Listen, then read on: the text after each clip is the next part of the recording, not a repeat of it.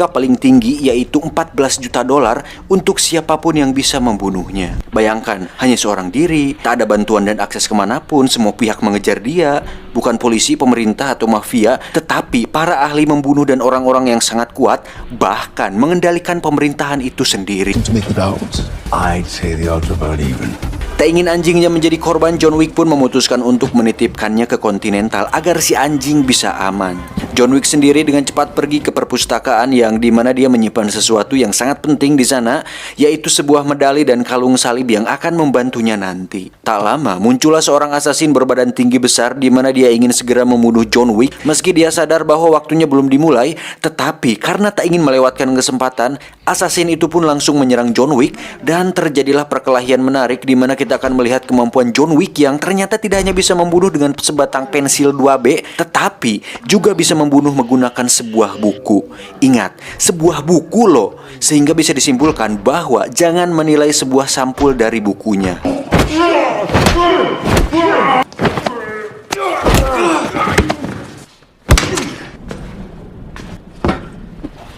Dengan sisa waktu 10 menit sebelum ekskomunikado, John Wick pun pergi ke dokter yang merupakan salah satu anggota kriminal, di mana John meminta si dokter untuk mengobatinya. Hingga saat waktunya tiba, akhirnya John Wick pun resmi dan sah untuk dibunuh.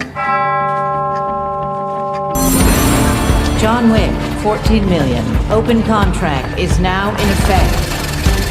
And away we go.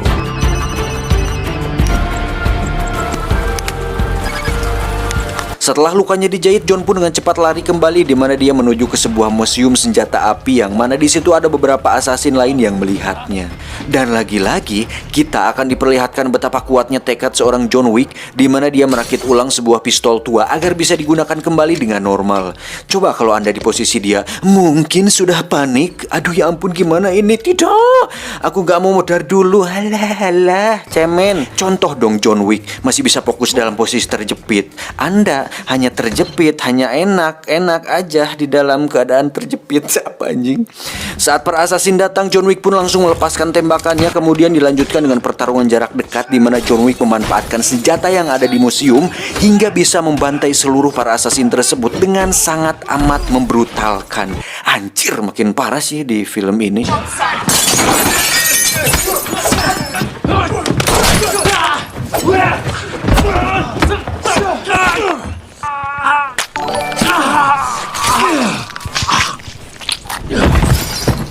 Terakhir, John Wick pun melayangkan sebuah kapak tepat di kepala asasin yang masih hidup. Nggak ada obat sih, gila. Si anjing sendiri baru saja tiba di Hotel Continental di mana di situ ada si resepsionis yang dengan senang hati merawatnya. Dan sampai sini adrenalin kita terus dipacu dan dipaksa untuk tak henti-hentinya merasakan lelahnya menjadi John Wick di mana dia lagi-lagi diserang oleh asasin lain di sebuah kandang kuda, tidak pakai nil.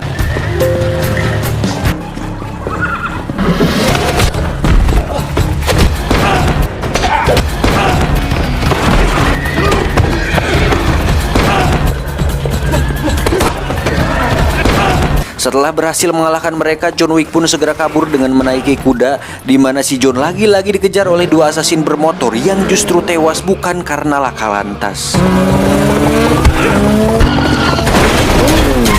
Di sisi lain kita akan melihat harga John Wick naik dari 14 juta ke 15 juta dolar yang menandakan bahwa John Wick sangat sulit sekali untuk didapatkan. John Wick pun pergi ke sebuah teater dan menunjukkan sebuah kalung salibnya sebagai tiket masuk, di mana teater itu merupakan tempat John dilatih dulunya. Tujuan John datang ke sana adalah untuk meminta pertolongan kepada seorang wanita bernama tidak disebutkan di dalam film, tetapi kita panggil saja Madam Hayati, di mana si Madam ini mengelola tempat latihan pembunuh dengan berkedok teater, yang mana John Wick adalah salah satu anak didiknya yang sukses berkarir dalam dunia kriminal. Tuh, John Wick saja bisa sukses walaupun dalam dunia hitam.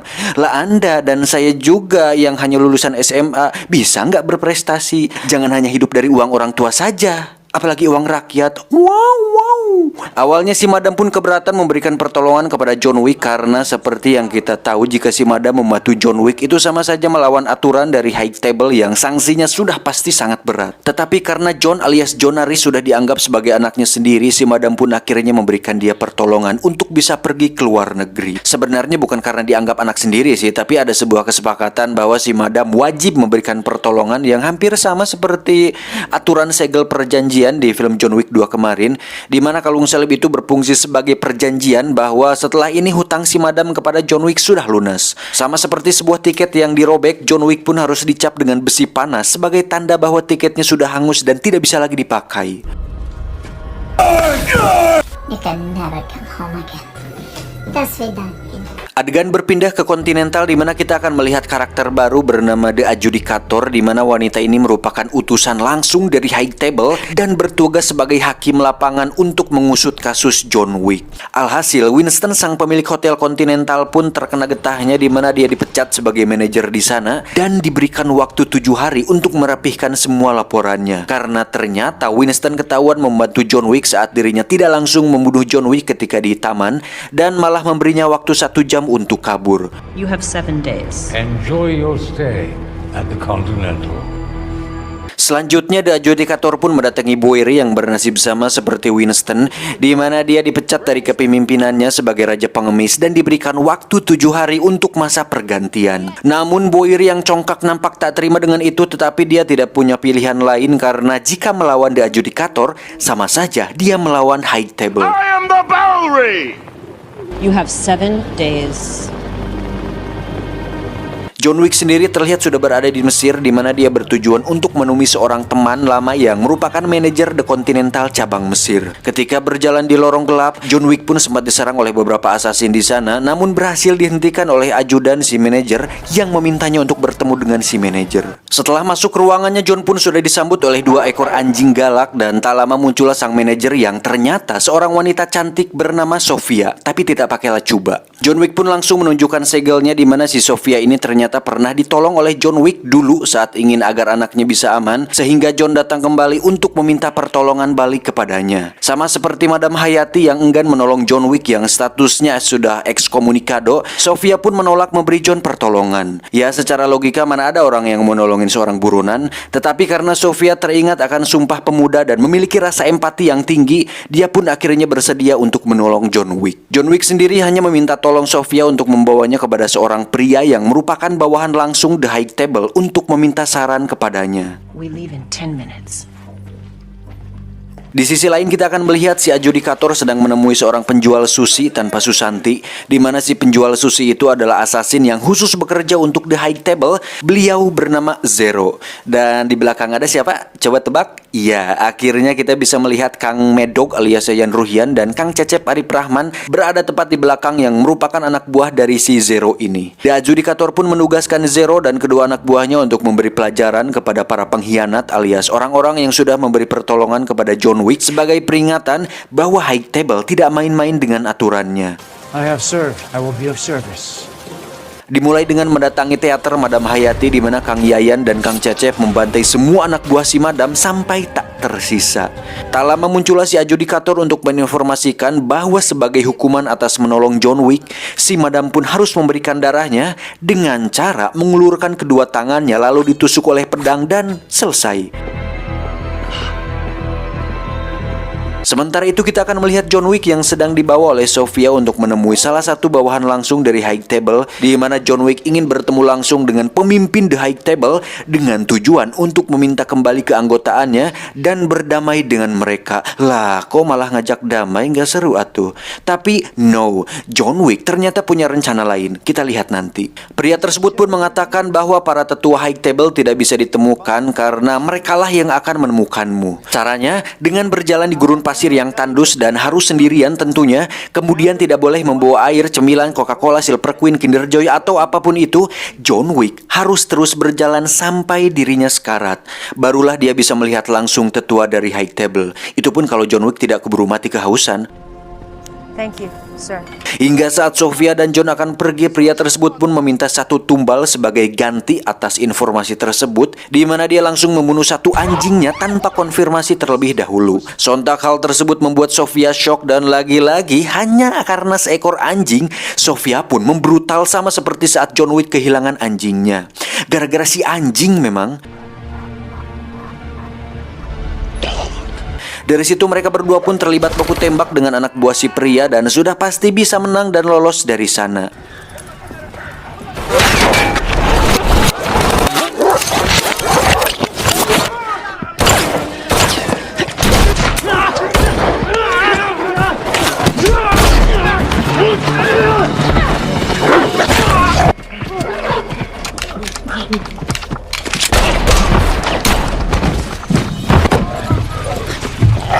Sesuai dengan yang dikatakan si pria, John Wick pun memutuskan untuk berjalan di gurun pasir yang tandus dan berharap akan bertemu dengan tetua The High Table. Dan sejauh mata memandang, John pun hanya bisa melihat padang gurun pasir hingga akhirnya dia pingsan karena kelelahan. Adegan berpindah ke kerajaan pengemis milik Boiri, di mana Zero dan dua akang saya lagi-lagi membantai pasukan Boiri sesuai perintah dari si adjudikator. Hingga saatnya bertemu, Boiri pun disikat beberapa kali hingga tak sadarkan diri.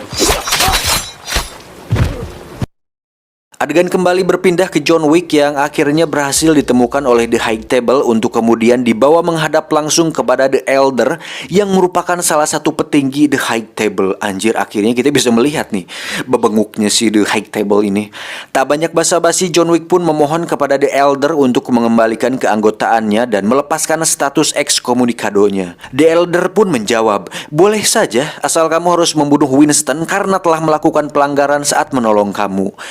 Hal tersebut pun membuat John Wick terkejut sekaligus dilema karena Winston sudah dianggapnya sahabat dan sudah sering menolongnya, dan terakhir dia pun menolong dia. Namun karena tidak punya pilihan lain dan sepertinya John Wick memiliki rencana lain, dia pun menyanggupi hal itu dan harus memotong salah satu jarinya sebagai tanda kesetiaan kepada The High Table. Dan anjir, ngilu sumpah pas adegan ini. Si John memang pria bermental laki-laki lah pokoknya. Salut buat saya. Thank you. Saat akan pergi, The Elder pun memberikan satu tugas lagi kepada John, yaitu untuk berhitung 1-10, tetapi John tidak bisa melakukannya dan segera pergi dari sana. Singkat cerita, John pun sudah kembali ke New York, di mana dia sudah disambut oleh dua orang asasin yang langsung dibunuh oleh Kang Yayan dan timnya dengan tujuan untuk dipertemukan langsung dengan si Zero pemimpinnya. Hingga saatnya mereka bertemu, Zero pun langsung menunjukkan kehebatan mereka, di mana anak buahnya bisa melakukan trik muncul secara tiba-tiba, kemudian menghilang dan muncul lagi kembali tepat di belakang John Wick. Lalu John Wick pun langsung membunuhnya dan menghilang seperti mereka hingga membuat si Zero terkesima. Nice trick. Tak hanya itu, di luar stasiun sudah ada dua asasin bermotor sedang menunggunya. Namun dengan cepat John Wick langsung melumpuhkan satu dari mereka dan menggunakan motornya untuk kabur dari sana. Dan lagi-lagi kita akan beradrenalin ria kembali, di mana John Wick dikejar oleh banyak sekali asasin bermotor berpedang hingga terjadi perkelahian di jalan aspal.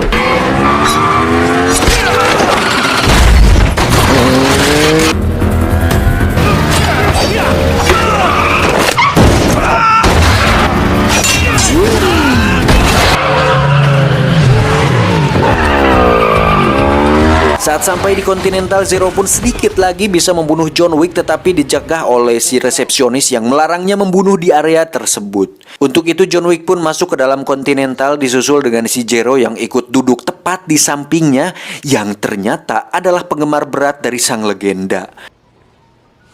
I'm a huge fan. John Wick. Tak lama muncullah si resepsionis untuk mempersilahkannya menemui Winston. Hingga saatnya mereka bertemu, Winston ternyata sudah mengetahui bahwa High Table mengirim John Wick untuk membunuh dirinya. Dan apakah John Wick akan membunuh Winston untuk kebebasan dirinya sendiri? Tak lama muncullah si adjudikator untuk menanyakan pertanyaan yang sama. Dan jawabannya, tentu tidak dong. Winston dan John Wick memilih untuk melawan High Table, dan itu merupakan keputusan yang cukup berani. Dengan cepat si adjudikator pun menghubungi operator untuk merubah status Hotel Continental cabang New York menjadi tidak netral, yang berarti pembunuhan bisa dilakukan di sana. Dan tidak hanya itu, pembersihan akan dilakukan dengan mengirim pasukan khusus untuk membantai pengelola hotel sekaligus John Wick sendiri. Good evening, gentlemen. This haven is safe no more. Dengan cepat Winston pun membawa John ke ruang senjatanya untuk mempertahankan diri, di mana John Wick, si resepsionis, dan beberapa anak buah Winston akan mencoba melawan pasukan khusus tersebut sebisa mungkin. See this packing, Parabellum.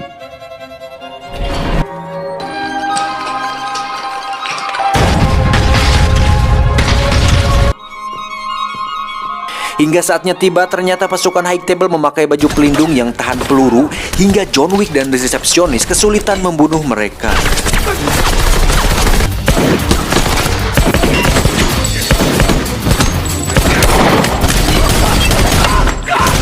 Untuk itu John pun kembali ke ruangan Winston, di mana si resepsionis menyarankan memakai senjata yang bisa menembus baju pelindung mereka, yaitu shotgun level 7. Tak ingin membuang waktu, John Wick pun segera keluar dan membantai mereka semua sampai tak tersisa. Namun hal itu belumlah selesai karena masih ada Zero dan beberapa shinobinya, di mana John harus bertarung kembali dengan mereka tepat di ruang penuh kaca akrilik. Dan betapa kasihannya sang pemeran pengganti John Wick ketika harus dihajar dan terlempar ke kaca berkali-kali hingga membuatnya tersungkur. Namun dengan kekuatan emosi dan tanah sengketa yang semakin meruncing, John Wick pun bangkit dan berhasil membalikan keadaan.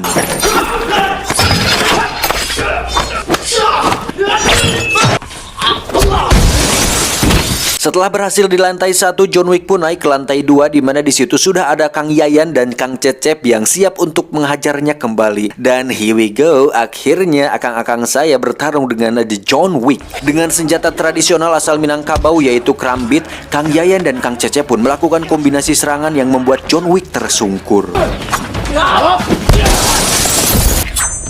Bangga bertarung dengan Anda, Mr. Wick. Senang bertemu Anda, Mr. Wick. Pada akhirnya John Wick pun bisa mengalahkan mereka berdua, walaupun bukan dengan skill tapi dijatuhkan dari atas. Namun John Wick tidak membunuh mereka berdua dan justru mengatakan, Sampai jumpa. Hingga saatnya tiba, John Wick pun harus bertarung dengan raja terakhir yaitu Zero, di mana si Zero ini sebenarnya terobsesi dengan sosok John Wick yang melegenda dan ingin dianggap sejajar dengannya. Namun karena John Wick lebih unggul secara pengalaman dan karakter, si Zero pun harus tewas mengenaskan dengan pedang menancap tepat di dadanya. Setelah semua yang terjadi, tak diduga Winston melakukan perundingan dan kesepakatan dengan si adjudikator, di mana ketika Winston mau membunuh John Wick, maka Winston akan kembali mendapatkan kerajaannya sebagai manajer The Continental. Let me keep my power. Winston. But what about him? Lalu tiba-tiba Winston pun menembak John Wick beberapa kali hingga membuatnya terjatuh dari gedung. Loh, anjing kok berkhianat sih? Well played, sir. Dirasa masalah selesai, si adjudikator pun pamit untuk pulang, tetapi ketika melihat ke samping gedung, John Wick sudah tidak ada di sana. Dengan sedikit ketakutan, dia pun kembali menemui Winston untuk menyuruhnya agar memastikan kematian John Wick, karena dia tidak ingin suatu hari nanti John Wick akan mendatanginya di malam hari. Nah lo, hayo lo. Sampai sini pasti kalian bertanya, apakah Winston benar-benar berkhianat? Jika kita putar ulang, kita bisa melihat Winston menembak John bukan di kepala, tetapi di tubuhnya yang kita semua tahu, dan Winston juga pasti sudah tahu bahwa jasnya terbuat dari material anti peluru. Ditambah, jika Winston ingin John Wick benar-benar mati, tentu dia akan menembaknya di kepala, sehingga bisa disimpulkan bahwa Winston sudah memperhitungkan kemungkinan tersebut, termasuk titik letak dia terjatuh. Baba Yaga. Faktanya, John Wick ternyata masih hidup dan dibawa oleh pengemis yang merupakan anak buah dari Bowery, di mana si Bowery ini nampak menyedihkan sekali dengan wajah dan tubuh penuh luka akibat sabetan pedang si Zero tadi. Lalu dengan penuh amarah dan kebencian terhadap The High Table, Bowery pun bertanya, "Hey John, bagaimana perasaanmu? Apa kau marah?" John pun menjawab, Yeah. Tamat ending yang mengwik-wikkan.